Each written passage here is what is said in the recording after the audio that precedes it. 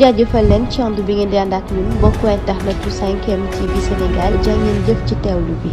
mbokk internet yu 5M TV Sénégal dal leen jàmm ci seen chaîne bile. ñu daal di wax ci wàllu violation des droits ak itam rek ci wàllu démocratie coalition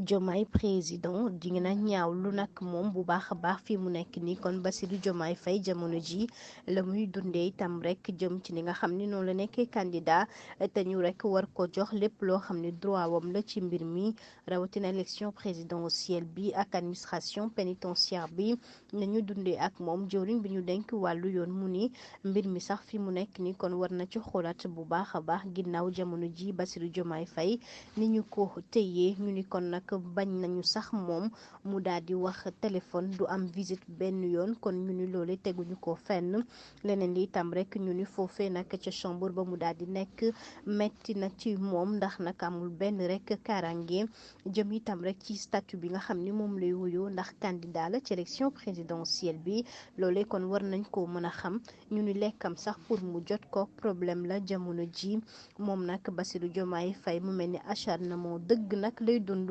ba tax na ñu ngi koy daal di ñaawlu bu baax a baax ni violation principe d'égalité la ñuy def candidat bi nga xam ni dafa bokk ci élection présidentielle yi ba tax na ñu ngay sàkku kon ca nu mu gën a gaawee ñu daal di koy bàyyi mu génn ngir nag amal campagne électorale bi ak nu mu mënti demee état wu Sénégal kon ñu ngi leen ko yëgal ngir ñu daal di koy xam moom njiitu réew mi Macky Sall Aïssata Tall Sall Amadou Ba ñoom ñi nga xam ni kon jàpp nañ ni ñoom nag ñoom ñooy responsable yi lee Seydi Gassama moom nag mi ngi rek artu nguur gi di leen wax ni kon lépp rek ñoom la ndax nag ñoom ñoo daal di rek lankal lu jëm ci Bassirou Diomaye Faye mi nga xam ni kon avocat yoom yi sàkk nañu ab bàyyam digguñu ki boobu léegi kon ñu bañ mbir mi waaye itam jëm rek ci li nga xam ne mooy taxawaay bi ñu def ngir nag mu bañ a nekk candidat waaye tey jile loolee mu mel ni raw na leen leneen itam bokk na ci li ñuy sàkk mooy élection bu am liberté maanaam kon bu amul benn njuuj njaaj démocratie